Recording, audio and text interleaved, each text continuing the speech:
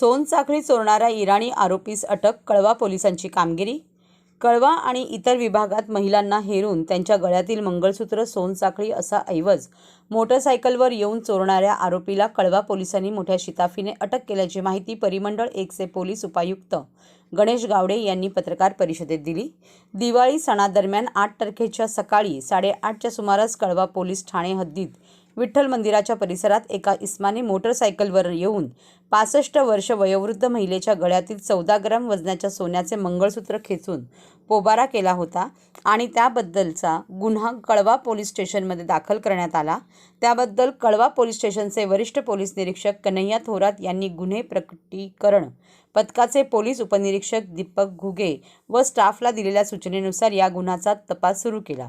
या आरोपीने विना नंबर प्लेट मोटरसायकल व डोक्यात हेल्मेट घालून गुन्हा केल्यामुळे त्याला शोधणे जिकिरीचे झाले असताना तपास पथकाने सीसीटीव्हीच्या आधारे पारसिकनगर, खारेगाव, कल्याण फाटा, पडघा, वाशिंद, शहापूर, खर्डी, कसारापर्यंत आरोपीचा माग काढत नाशिक हायवे मार्गावरील हॉटेल्स गुप्त माहितीदार यांच्या मदतीने आरोपी हा शहापूर येथील दलखन गावात लपून बसल्याचे निष्पन्न झाल्यानंतर पहाटे 4च्या सुमारास त्याच्या घरी छापा टाकून मोहम्मद उर्फ सलीम करी शाह सय्यद उर्फ जाफरी वय 28 यास अटक केली.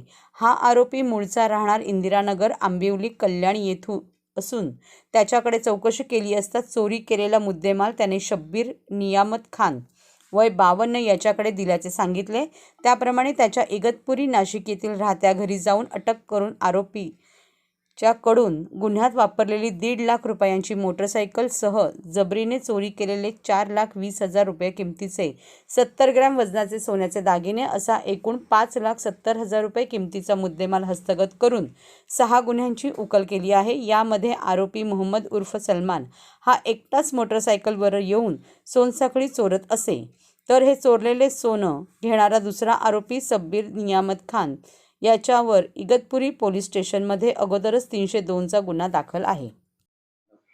दिवाळी सणादरम्यान 8/11/2023 रोजी पोलीस स्टेशन कळवा हद्दीत विठ्ठल मंदिराच्या परिसरात एका अनोळखी दुचाकी स्वाराने एका 65 वर्षीय वयोवृद्ध महिलेचे गळ्यातील चेन चोरून जबरीने चोरून नेल्याबाबतचा कलम 392 IPC नुसार गुन्हा कळवा पोलीस स्टेशनला दाखल झालेला होता. यातील फिर्यादी ही ज्येष्ठ नागरिक असल्याने विशेष प्रयत्न करून तो डिटेक्ट करण्यासाठी पोलीस स्टेशनचे सिनियर PI यांनी डिटेक्शन ऑफिसर्सना सूचना केल्या.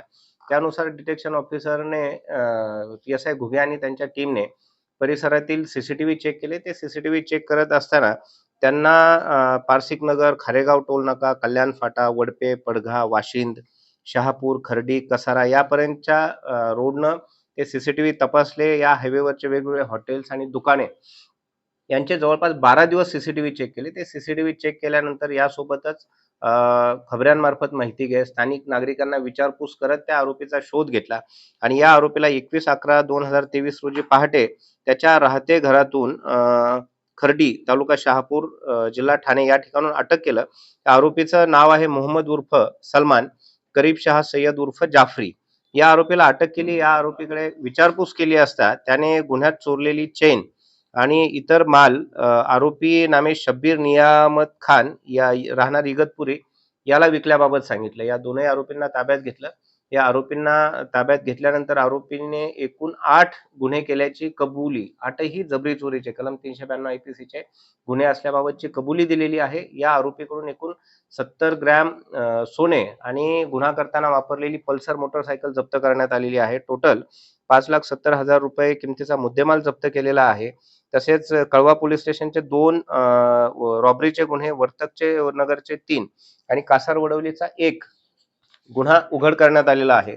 या आरोपींचा आम्ही रेकॉर्ड तपासला असता आरोपी क्रमांक 1 मोहम्मद उर्फ सलमान करीब शाह सय्यद उर्फ जाफरी 28 वर्षाचा आरोपी, याच्यावर पूर्वीचे 14 गुन्हे दाखल आहेत आणि रिसिव्हर आरोपी शब्बीर नियामत खान याच्यावर पूर्वीचे एक इगतपुरी पोलीस स्टेशनला मर्डरचा गुन्हा दाखल आहे. आम्ही या गुन्ह्याच्या तपासादरम्यान दोन्ही आरोपींना अटक करून ते सध्या पोलीस कोठडीमध्ये आहेत. या आरोपींचा पूर्वीच्या गुन्ह्यांमधील जामीन रद्द होण्यासाठी आम्ही पत्रव्यवहार करत आहोत. तसंच यांच्यावरती परिणामकारक प्रतिबंधक कारवाई करण्याची प्रक्रिया देखील सुरू आहे. हे काम करण्यासाठी पोलीस स्टेशनचे सिनियर PI श्री कन्हैया थोरात, याच्याशिवाय senior crime PI Jitendra Kuwar, डिटेक्शनचे PSI घुगे, हवालदार रमेश पाटील, शहाजी येडके, दादासाहेब दोरकर, श्रीमंत राठोड, पोलीस हवालदार पवार, पोलीस कॉन्स्टेबल डावरे यांनी अत्यंत कष्ट घेऊन जवळपास 80 किलोमीटर परिसर आहे. त्या 80 किलोमीटर परिसरातील CCTVची छाननी करून या आरोपींना अरेस्ट करण्यात आलेलं आहे. त्याच्याबद्दल आमच्या वतीने, आमच्या वरिष्ठांच्या वतीने कळवा पोलीस स्टेशनचं आणि डिटेक्शन टीमचं अभिनंदन करण्यात येत आहे. हा चेन स्नॅचिंग करणारा आरोपी आहे. रस्त्यानं जाणारे महिला विशेषतः यांच्या गळ्यातील चेन वेगानं येऊन त्यांच्या गळ्यातील चेन ओढून फरार होणं. हा आरोपी गुन्हे प्रामुख्याने एकटा करतो. सोबत गुन्हा करत असताना कुणाला ठेवत नाही. याच्यात ट्रॅफिकच्या अधिकाऱ्यांशी आमचं याच्याबद्दल बोलणं झालेलं आहे. ट्रॅफिक आणि स्थानिक पोलीस स्टेशन हे समन्वयानं त्याच्यातून कारवाया करतील. ठाणे महानगरपालिकेशी पत्रव्यवहार सुरू आहे. या व्यतिरिक्त दुकानदारांनाही ज्यांचे CCTV बंद असतील त्यांच्याशी आमचा कम्युनिकेशन सुरू आहे. इव्हन ज्या ठिकाणी CCTVची आवश्यकता आहे त्या ठिकाणी दुकानदारांना, वेगवेगळ्या व्यावसायिकांना CCTV बसवण्यासाठी पोलीस विभागाकडून आवाहन करण्यात येत आहे. ह्याच्यासाठी आरोपीचे पूर्ण गुन्हे पूर्वीचे रेकॉर्ड आम्ही हस्तगत करण्याची प्रक्रिया सुरू आहे. याच्यात जास्तीत जास्त परिणामकारक कारवाई करण्यासाठी आम्ही करणार आहोत.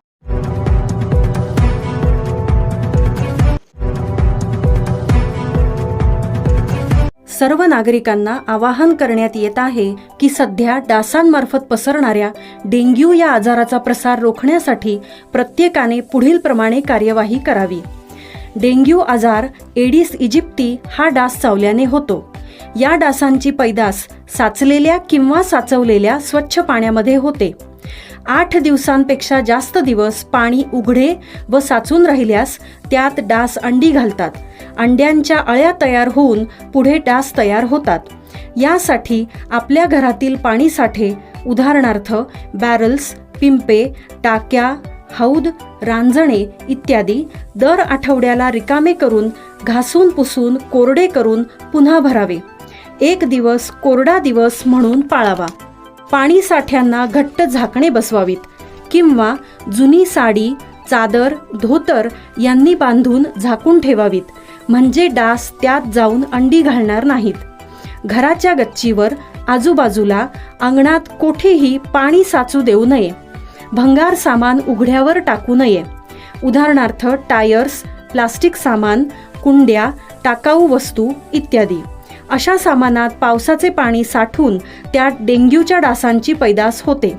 घरातील कूलर्स, फ्रीजच्या पाठीमागील ट्रे हे देखील वेळोवेळी कोरडे करावेत. लक्षात ठेवा, नुसत्या फवारणीने डास घनता कमी होत नाही, तर त्यासाठी डास पैदास ठिकाणे नष्ट करणे ही आपल्या सर्वांची जबाबदारी आहे. कोणताही ताप अंगावर न काढता जवळच्या शासकीय रुग्णालयात मोफत औषधोपचार घ्या. अशा प्रकारे नागरिकांनी सहकार्य केल्यास डेंग्यूचा प्रसार रोखणे सहज शक्य आहे.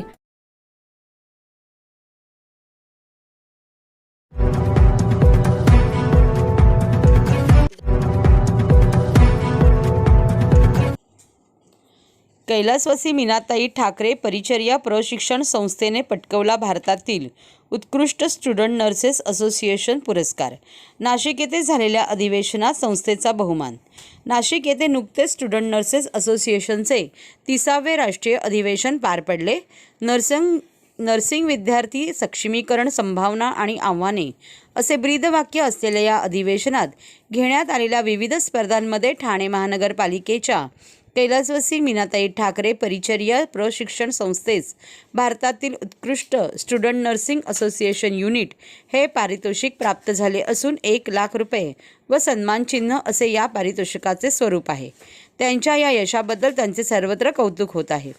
ठाणे महानगरपालिकेच्या मीनाताई ठाकरे परिचर्या प्रशिक्षण संस्थेसाठी ही अत्यंत अभिमानास्पद बाब असून भारतातील उत्कृष्ट स्टुडंट नर्सेस असोसिएशन म्हणून संस्थेने दुसऱ्यांदा सदरचे पारितोषिक प्राप्त केले आहे.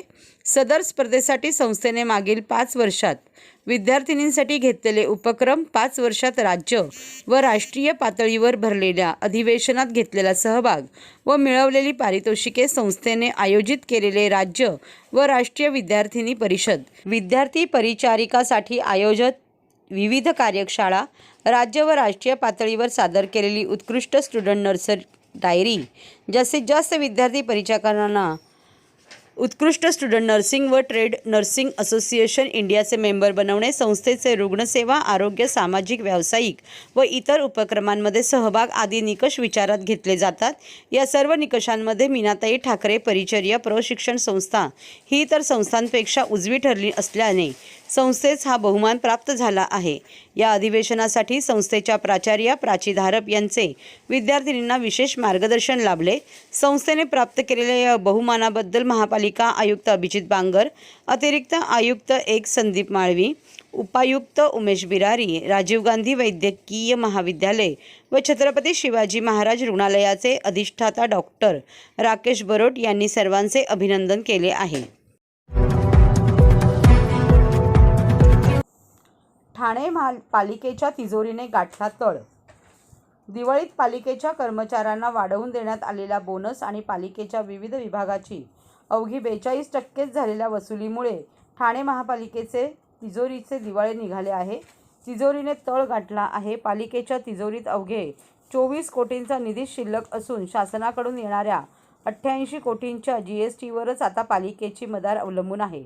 दुसरीकडे आर्थिक परिस्थिती सुधारण्यासाठी वसुलीवर अधिक भर दिला जाणार असल्याचेही प्रशासनाच्या वतीने स्पष्ट करण्यात आले आहे। कोरोनासारख्या महामारीनंतर ठाणे महानगरपालिकेचे आर्थिक कंबरडे मोडले आहे। त्यामुळे सध्या केंद्र आणि राज्य शासनाच्या निधीवरच ठाणे महापालिकेचा कारभार सुरू आहे। ठाणे महापालिका क्षेत्रात मोठे प्रकल्प आणि विविध प्रकारच्या योजना सुरू असल्याने तरी या सर्व योजना या शासनाच्या निधीवरच सुरू आहे। शहरात रस्त्यांच्या काँक्रिटीकरणाची झालेली कामे ही शासनाच्या माध्यमातूनच झाली असून यामध्ये ठाणे महापालिकेचा 1 रुपयाही लागलेला नाही। दुसरीकडे मालमत्ता आणि पाणीपट्टी हे पारंपरिक स्तोत्र वगळता उत्पन्न वाढीसाठी प्रशासनाकडून काही विशेष प्रयत्न होताना दिसत नाही। त्यामुळे म्हणावी तशी आर्थिक उभारी ठाणे महापालिकेला घेता आलेली नाही। गेल्या वर्षी ठाणे महापालिकेच्या कर्मचाऱ्यांना देण्यात आलेल्या बोनसमध्ये यावर्षी वाढ करण्यात आली। त्यामुळे यावर्षी बोनसपोटी महापालिकेला 22 कोटींचा भुर्दंड सहन करावा लागला आहे। कर्मचाऱ्यांच्या वेतनापोटी 100 कोटींचा आकडा पार झाला आहे, तर निवृत्ती वेतनापोटी पालिकेला महिनाकाठी 33 कोटी रुपये खर्च करावा लागत आहे। दुसरीकडे ठाणे महापालिकेची स्वतःची पाणी योजना वगळून बृहन्मुंबई महापालिका, MIDC आणि स्टेम या प्राधिकरणाकडून पाणी उचलावे लागते। याचा महिन्याचा खर्च हा पाणीपट्टी वसुलीपेक्षा जास्त आहे। यासाठी महिन्याला पालिका प्रशासनाला 120 कोटींच्या घरात खर्च करावा लागत असून महिन्याला हा खर्च 12 ते 13 कोटींच्या घरात आहे। त्यामुळे पालिकेचा आर्थिक डोलारा सांभाळताना पालिकेला चांगलीच तारेवरची कसरत करावी लागत असल्याचे स्पष्ट झाले आहे। ठाणे स्थानकात रेल्वे रूळ ओलांडण्याचे प्रकार सुरूच। रेल्वे रूळ ओलांडताना होणारे जीवघेणे अपघात रोखण्यासाठी रेल्वे प्रशासन तसेच पोलिसांकडून विविध उपाययोजना केल्या जात असल्या तरी ठाणे आणि लगतच्या स्थानक परिसरात प्रवाशांकडून रूळ ओलांडण्याचे प्रकार सुरूच असल्याचे चित्र आहे। ठाणे रेल्वे पोलिसांनी गेल्या 11 महिन्यात रेल्वे रूळ ओलांडणाऱ्या 1107 प्रवाशांना दंडात्मक कारवाई केली आहे। तसेच अपंगांच्या डब्यातून बेकायदेशीररित्या प्रवास करणाऱ्या 2656 प्रवाशांवर कारवाई करण्यात आली आहे।